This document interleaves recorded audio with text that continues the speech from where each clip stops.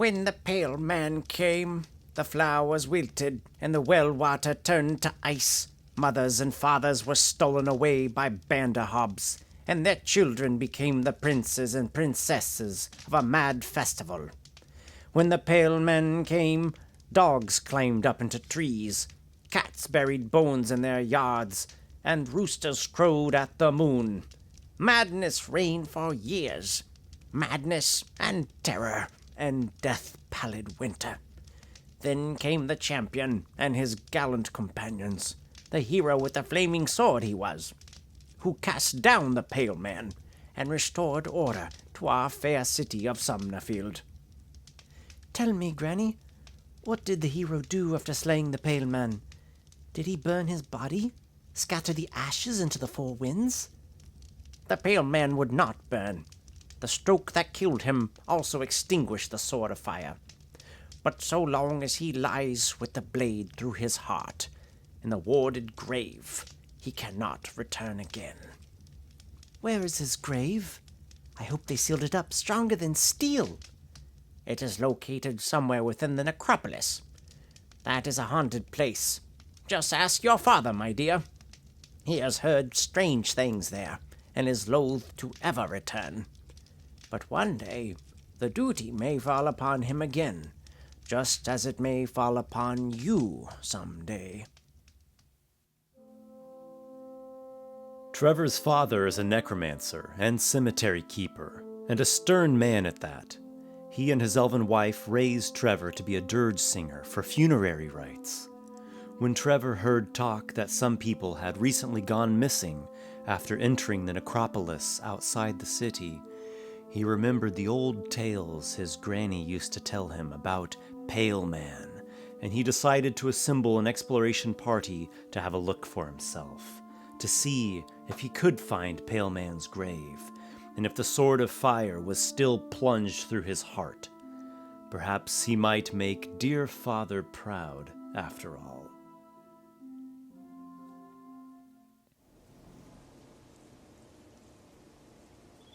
Mother, where are you? Help, I can't hold on anymore. It's so cold and dark, and I'm so hungry. Mother, hello, I'm alone, please, come. Mother, I'm scared, where are you? Mother, is that you? Well there, I thought this well was haunted, but it's just a little cub. No wonder you're crying so much. How did you get down there? Mother! Oh, you're a pretty little girl, aren't you? Mother, I can't hold on! If you keep crying like that, something's going to hear us. A bear, a wolverine, something worse even. Please! Oh, you cry so loud.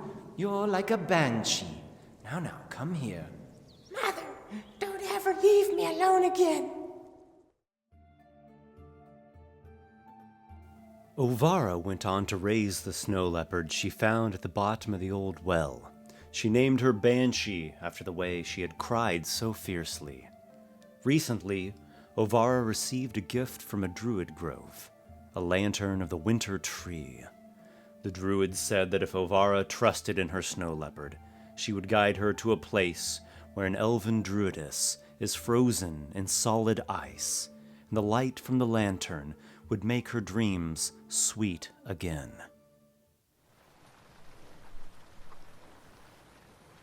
Tell us where you put the map, Gunsterk. Eat shit. I don't think you realize how much trouble you're in, my friend. That map don't belong to you, and the dragon's egg definitely don't belong to you. It belonged to my father, so it belongs to me. Your father's dead. And you're about to be dead too, unless you cooperate. How many times have I given you a shave? I'm ready to give you your last shave ever. If you kill me, the whole Burn Alley gang will track you down. Ha! The Burn Alley gang's a joke. They'll scatter like roaches if you die. They're a bunch of whoresons, just like you. At least I have a mother. You just got shot out of a goat's ass. You know how I like to keep my razors sharp. It would only take a little flick of my wrist, and you'd be gurgling your last breath. Now, this is the final chance. Where is the map? Go fuck yourself with your little knives. Hills of blood! Don't say I didn't give you a chance. Down the river you go. Gunsterk was born of a whore in the city of Summerfield. He grew up in a poor area and began his life of crime at a young age. Thief, extortionist, thug, bandit. If there was a crime or law, he probably broke it. He eventually met his father, an adventurer who once had glory but succumbed to a diseased bite. His father's last words spoke of a silver dragon egg he had claimed from a kobold cult and hidden in a flooded cave.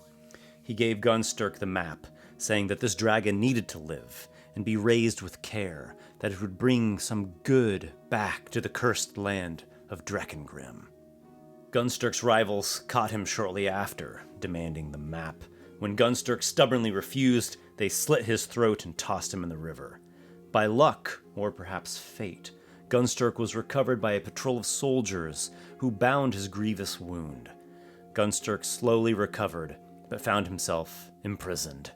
He had been a wanted criminal, after all. The dungeon warden took a liking to Gunsterk, who, though callous, was straightforward and willing to work hard. He took readily to structure, discipline, and learning in the prison. The warden taught him bits of reading, writing, as well as history, even philosophy. After 20 long years of imprisonment, the warden freed Gunsterk to serve as a city laborer. But after a time, Gunsterk felt the call to adventure. His father's adventurer blood flows through his veins. He tracked down the map to the hidden dragon egg his father had given him, and located a peculiar bard who was seeking a company for an excursion to the Necropolis, the very location where the map said to go. The three adventurers reached the Necropolis, about a day's travel southeast from the city of Summerfield. It is a massive cemetery, a dense collective of tombs and crypts from bygone eras. The boughs of old trees creak in the chill wind as the party walks through, eyes and ears ever alert. When they locate the specified gravestone, Gunsterk declares, "This is the spot. The map reads, Pale Man's Grave." Trevor nearly leaps at that. Your father hid the dragon's egg beneath Pale Man's grave? That's madness! What a wonderful idea. Banshee scratches the gravestone, a rather sizable chunk of stone with features time-worn into obscurity. "What is it, girl?" asks Ovara. "What do you smell?" "You said that you can speak with your cat, but I don't hear her replying to you." "Only at times." "That sounds rather inconvenient." "Do you know how to tell that animals are wiser than people?" "They know how to shut up. Tell that to the crows." Less talking. We gotta dig. The three each take a shovel from their big travel sack and quickly discover that the ground of the grave is only a shallow covering. Just below the surface is a stony lid, that of a large sarcophagus. Upon opening it, they find no corpse of Pale Man, but rather a tunnel into the earth. Ovara produces her lantern, and they descend. The chamber below has roots sprouting from its walls and a cracked hole in the ground. There are 2 vertical burial slabs, each blocking a passage. The same poem is engraved on both slabs. "The crow of bones does flit and dart. She flutters over Deadsy town. The arrow pierced her rotten heart. When Boney bleeds worms, we all fall down." The party reflects over the inscription. Who is the crow of bones? Perhaps the inscription meant the crone of bones, who famously seduced young men saying, "I've 206 bones in my body, but I'd like one more." Ovara takes hold of a slab. "I'll get this out of the way." Wait. The map says to state the name Ruella. and the slabs'll open. And indeed, upon saying the name Ruella aloud, the 2 burial slabs retreat into slots in the floor, revealing 2 different passageways. Then, which way shall it be, right or left? The party takes a moment to check their surroundings. Trevor and Gunsterk put together that the chamber is shaped like a heart, with a pierced hole in it, and there must be danger down there, because the poem warned of a rotten heart, and when it bleeds, we all fall down. Ovara listens, and all is quiet. Both passages appear to lead to dimly lit chambers, and she sees nothing amiss. Banshee's ears perk up, though. Banshee hears something. Give me a time. I'll speak with her. The party backs up and gives Ovara space to perform a primal ritual. What is it, girl? Tell me what you heard. I heard sounds, steps, the smell of old bones. The dead that walk, I think. Go, Banshee, quietly. Look, then return to me. The snow leopard stalks away. She descends the sloping tunnel and prowls onto a stairway. What is that? Some alarm? The party hears the sound of a sword clanging, then a voice from beyond the passageways. Who dares trespass upon pale man's grave? Speak now, the meaning of the— Oh, it's a cat! Well, you didn't unseal the heart chamber all on your own. Do you have a master? The ranger experiences a surge of worry for her feline companion and goes rushing ahead. The warrior follows behind, and the dirge singer slinks stealthily in the rear. Ovara comes onto the stairway and looks out below. The area is a crumbling crypt with multiple chambers. Straight ahead are 2 statues of grim tiefling soldiers. She spots a skeletal warrior and a gaunt undead mage. As well, lurking behind a part-way collapsed wall is a gnarled plant man covered in thorns. Who dares trespass upon pale man's grave? Speak now, the meaning of this intrusion. I am Ovara Broomtusk, ranger of the Osterwald Forest, and I go where I please. I am Vladan the Lich, Dark Prince of the Necropolis. Fell energy crackles along Vladan's skeletal fingers. He points one way, then another, and the screams of tortured souls echo out. Ovara, get back. Gunsterk comes forward. He and the half-orc ally both are trembling. I'm seeking a silver dragon egg. It belonged to my father. It would seem to me that a dragon's egg would belong to a dragon. Not if the dragon was dead. Do you know of this egg? I have many reagents in my collection, but no dragon's egg. Usually I am sought out for the secrets of lichdom. Trevor has been spying on the exchange in secret, and he has noticed something amiss. He uses magic to create an illusory voice. I doubt that you are truly a lich. Who said that? I am a mighty and terrible lich indeed. Oh yes? Then why did you have to cast Minor Illusion? The party gets the sense that this undead mage is not telling the truth. I hate the undead. Never trust them. Your bones should be resting in the ground. Now, not all undead deserve hatred. Some are quite useful. Just look at that skeletal soldier there, for instance. Gunsterk's trepidation turns to anger. He steps forward, twin battle axes brandished. Listen, you fucking maggot brain. You show me where the egg is, or I'm gonna put you down for good. Oh my, Well, allow me to extend the courtesy of a welcome. Welcome to your doom!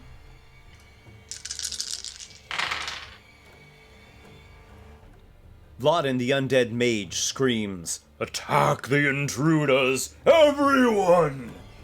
And just as he begins to break into a flight, Trevor fires his crossbow from hiding. The attack, though not even a direct hit, seems to greatly damage the undead mage.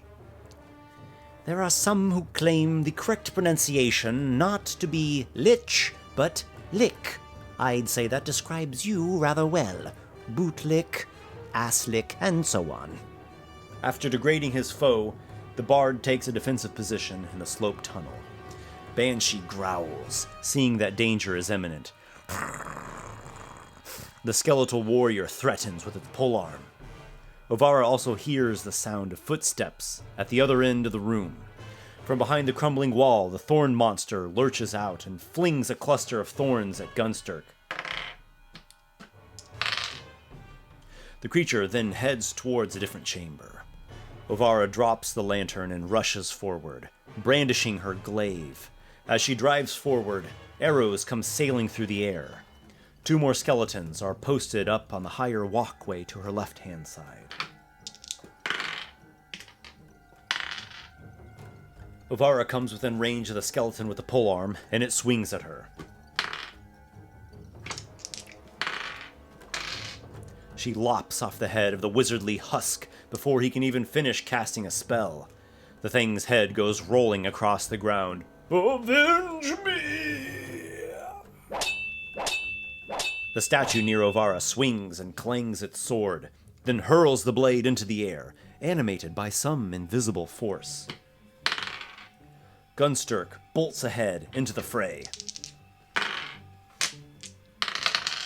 His dual battle axes reduce the skeleton to a pile of broken bones.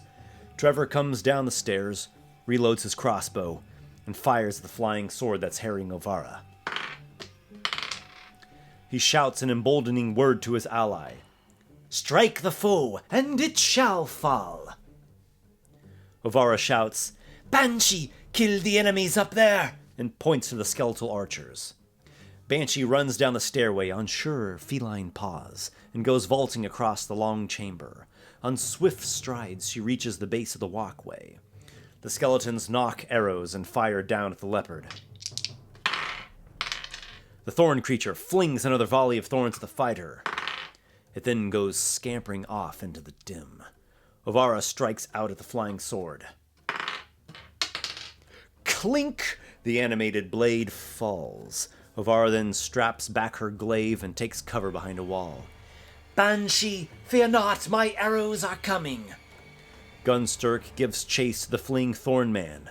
When he gazes into the gloomy chamber, he sees a large creature at the end. There's something else in here. Something big. I protect Banshee first. Your cat will look just as beautiful stuffed and mounted. Gunsterk, I'll be right behind you. Gunsterk steels his nerves and continues ahead. He nears the thorn blight and now sees better the thing at the end of the room. It is a mass of slimy loam and vine tendrils. Trevor comes down off the stairway and slinks over to where he has cover by the entrance to the adjacent chamber. Ferocious Banshee climbs up the stony wall and gnashes at the nearest skeleton. The skeletons drop their bows and draw short swords, stabbing at the leopard. Banshee roars. Ovara hears it as a scream for "Mother!" The thorn man swipes at Gunsterk, but the warrior evades its claws. It then proceeds toward the lurking plant monstrosity. Gunsterk takes the opening and strikes the creature as it moves away. It survives the blow and reaches its viney ally. The larger creature quivers and writhes. Ovara is preoccupied with her dear Banshee. "Banshee, get away from the skeletons!" She draws her bow and fires. The arrow strikes, but it is not as effective against fleshless bones. The ranger darts ahead and takes cover in the fallen section of the wall. There's something big in here, Rasps Gunsterk to his ally through the broken wall.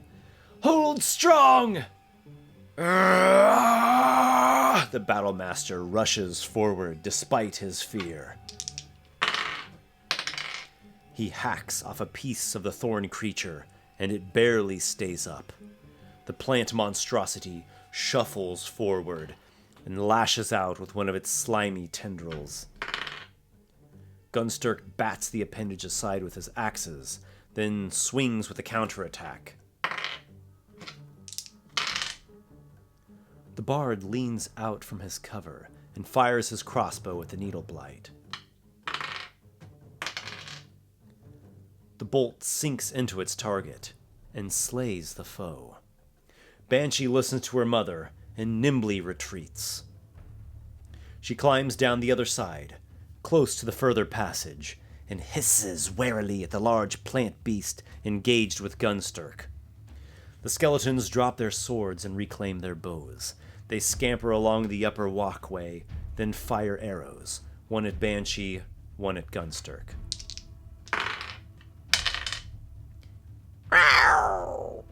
Banshee falls to the ground, bleeding. Ovara hears her cat's shriek of pain. No! She puts away her bow and goes sprinting ahead, up the stairs and onto the higher platform. Gunsterk's axes fly once more.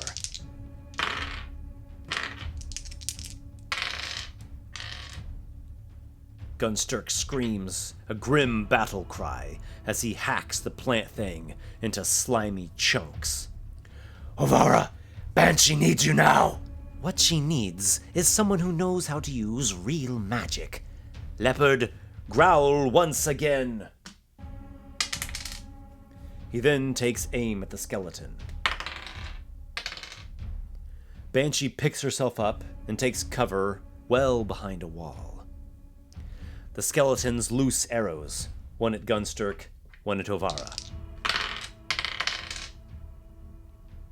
The skeletal archers are not the fiercest, but the party suffers under their shots nonetheless. Ovara brandishes her glaive and goes leaping forward. She bashes out a couple ribs from the undead. With the deft hands of a dual wielder, Gunsterk switches to twin hand axes and hurls them at the skeleton on the walkway. Trevor shoots next. His crossbow quarrel shatters the skull of the undead archer.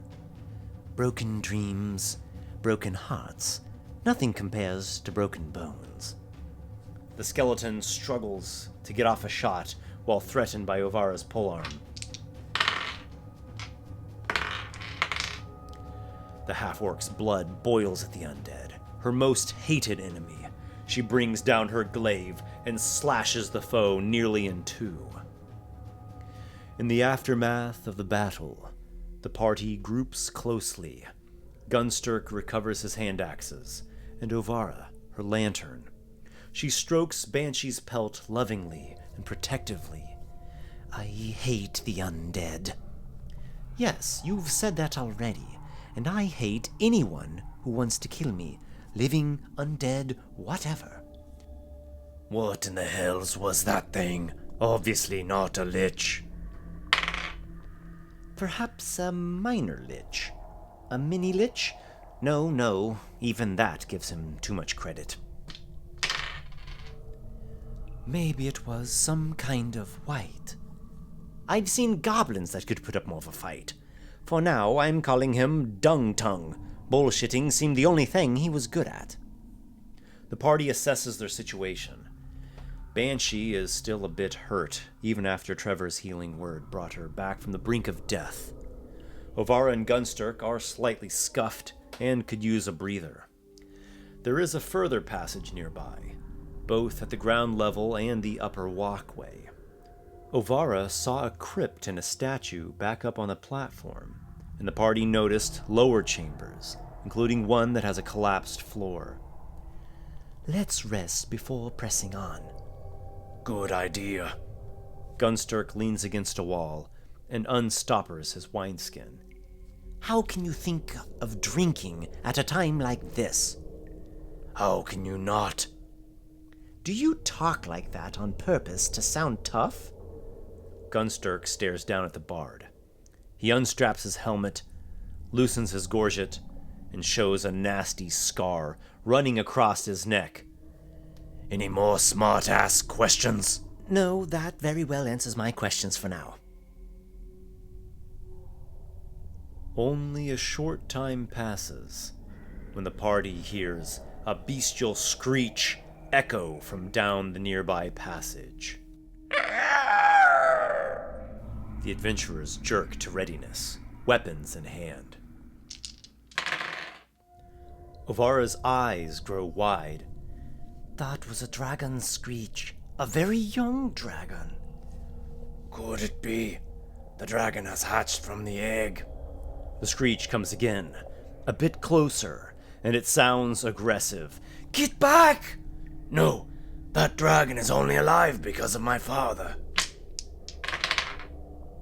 The party pulls back, Ovara convincing Gunsterk to back up. A rush of blistering wind comes whipping around the passage entrance, just barely missing the adventurers, yet still sending a chill through them. The party has no time for resting. They resort to magical healing. Ovara activates her Lantern of the Winter Tree. She then places a hand upon herself and one upon Banshee. Trevor weaves magic into his voice. Warrior, prepare for glory! The party draws back even more distance as they chant their spells. Whipping frigidness comes again, though now they are too far away to be affected by it. Trevor goes down a couple steps and spots another passage. This way! And don't mind if I enjoy a bit of concealment. With a magic word of trickery, the dirge singer disappears. The party moves down the stairs and enters a large room. It is partway bounded by the same masonry as the crypt and part cave. The atmosphere here is chilly, causing breath to frost the air. Much of the area is flooded with water, which matches the description on Gunsterk's map. Rising out of the water are huge formations of ice and frosted stone.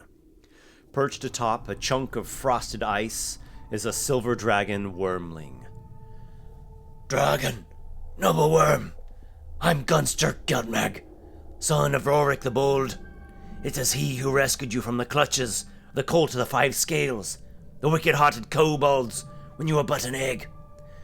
I failed to reach you before you hatched, but I have come now to fulfill the word I gave my father, to protect you and see you grown into your full majesty. The dragon tilts its head, as though in curiosity, or even happiness, but it soon twitches and lets out a terrible shriek that sends wailing gusts of cold wind and splashes of water onto the formations of frosted blocks. Despite Gunsterk's words, the dragon surges forward, hostile.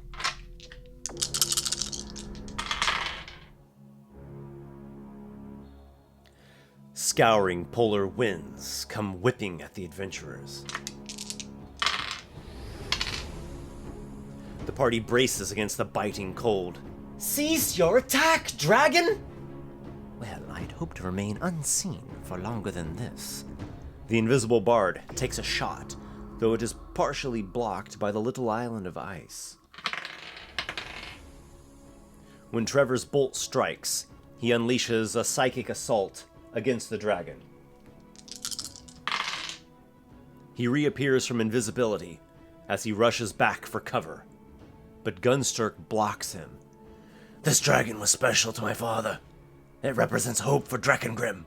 You want to fight it? Then go and die. Better you than it. The thing attacked us. It's frightened and surrounded by undead and twisted plants, and now you too. The wormling lets out a high-pitched roar and flaps behind one of the great frosted blocks, out of view of the adventurers. Are you mad? We are being attacked by a dragon! We fight back! You said this dragon would have a noble heart. It's probably just panicked. Who knows what those undead have done to it?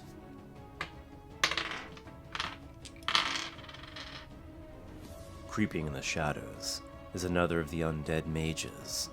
The party does not hear the thing until it's too late. Fell chanting echoes from the darkness, and a skeletal hand coated in hoarfrost rips at Trevor. Ow! Trevor is in pain, and he feels a lingering, unnatural chill grip upon him. The characters notice the figure lurking in the gloom, standing amidst a patch of ice. It slinks back slowly, just out of sight. Ovara, your hatred of the undead has ignited in me too. Oh, they're not all bad. Just most. The fighter glares at the bard. Do not run. We have a deal. We make our stand here. And he marches forward, his promise to his late father on his lips. I think your understanding of our deal is different than mine. Dragon, my father cared for your well-being, and I promise to continue on in his stead. Turn away from these corrupted corpses. They will only pollute your mind with their twisted wishes. Let us claim your majesty and nobility.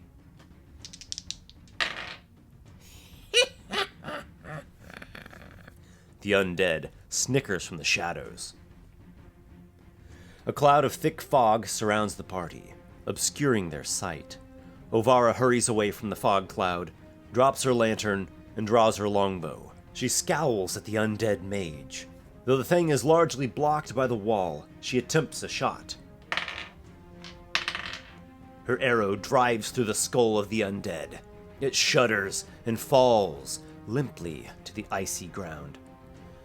Dragon, I have slain the corruptors. Fear not, we come as allies.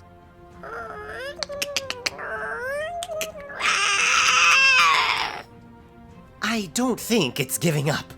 Trevor attempts to soothe his pain with a word of healing, but the horrid grasp of necromancy prevents the spell. He staggers out of the fog cloud.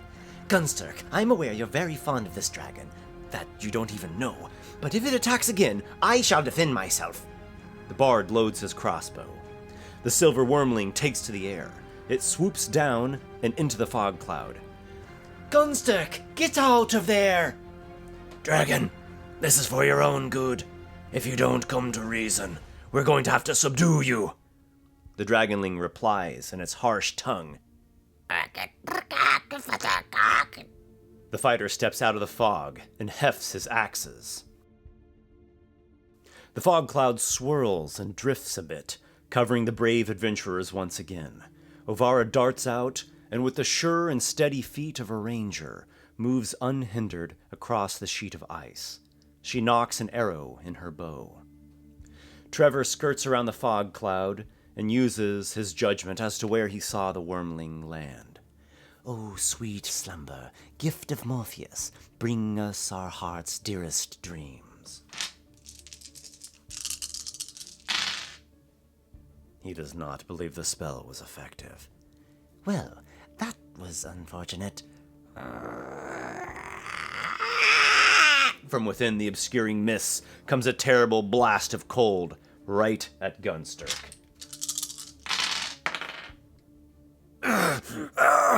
He hears the dragon moving around quietly within the fog. But he's not quite sure exactly where it is. He emerges from the fog cloud. I cannot fight in there. Come this way, quickly. Gunsterk steps carefully onto the ice. The going is a bit slower, but he reaches Ovara. We need to spread out. Ovara, heal me if you can. I will. Banshee, come, fight! The snow leopard rushes in, enters the fog, sniffing the brumal air and listening with her acute feline ears. She cannot see the dragon, but she determines where it is. Her fangs snap, biting nothing but cold mist. The fog cloud disperses, leaving the snow leopard and the silver wormling snarling at one another. Ovara looses her readied arrow. The frigid wind returns, whipping violently through the area. We cannot fail here! Ovara places a hand on Gunsterk and chants a word of healing nature spirits. She then moves along the stony ground aside the waters. Trevor whispers into the wormling's mind. Beneath Pale Man's grave you have dwelt amongst foul things. Now face the wrath of the world above! The dragon winces from the psychic assault, but nothing more. Train on goblins, die by dragons. He then backs up to a safer location. The wormling takes to wing. As it moves away, Banshee bites at it. But her teeth are repelled by dragon scales. It lands within the safety of its frost-coated isle. Gunsterk realizes the peril of the situation, but he will not back down. He is committed, and his will is iron. Subdue the dragon, but do not kill it. He moves out to the ice, goes wide, doubling back, sprinting, leaping for the higher frost-layered rocks. His jump is a strong one, over the frigid waters, and he grasps onto the rock's upper surface of chunked ice and hard snow. He pulls himself up and against a stony wall. Banshee as well goes sprinting ahead and leaps with leopard grace. She lands atop the isle of rocks and frost and prowls behind the cover near the warrior. The winter winds slash through the air once again.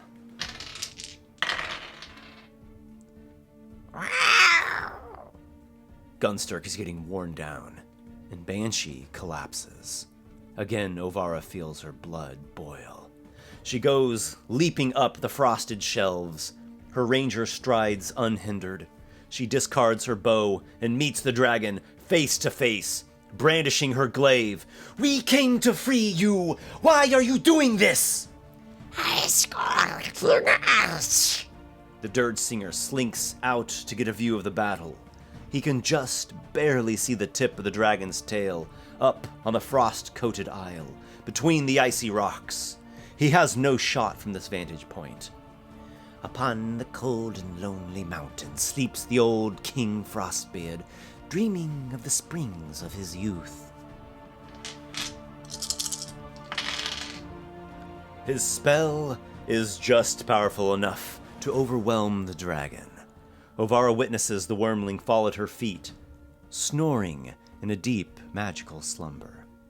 She raises her glaive and uses every ounce of her will not to bring it down on the dragon's neck. No, Ovara, look. Gunsterk points to something bound around the dragon's neck. You look! I have something more important! She hurries over to Banshee, goes down to her knees, produces a bag filled with curative herbs, bandages, tinctures, other healer's implements. Banshee is wounded, unconscious, and frost-nipped, but still alive. You fought bravely, daughter, and we shall fight again. I'm coming. Here's your precious lantern. Oh, what have you found? There's some manner of torque or band around the dragon's neck. Look at these markings. Well, they look like runes of power to me, but I'm not sure what they mean. I can only guess. Well, you had best guess quickly. The sleep spell is only going to last a moment longer. I'm going to rip the necklace off.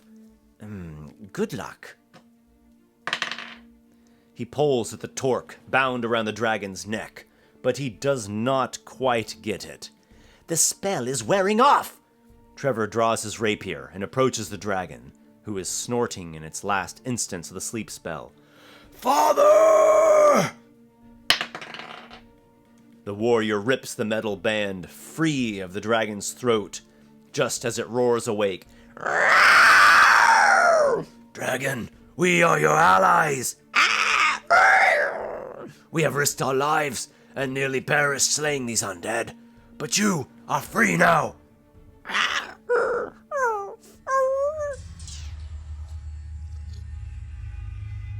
Can you speak our tongue, little dragon? Do you understand? We not dead. You not dead either. This good. I can understand her. Her? She said her name is Skurzavopalek. She did not want to attack us, but he made her do it. And who is he exactly? The Pale Man. A dark moan emanates from a deeper grotto, sending tendrils of fear up the adventurers' spines. We should go now. Come with us, dragon. I swear by the name of my father, Rorik the Bold, I shall do all that I can to fight for you. She accepts, and we should get out of here right now. Ovara slings Banshee over her shoulders. Gunsterk vaults ahead, and Trevor is not far behind. Skurzavorpalek comes with the adventurers, and they tear their way out of the buried crypt, with some questions answered and others still unexplored. And a terrible, dark soul still lurking down in the depths beneath Pale Man's grave.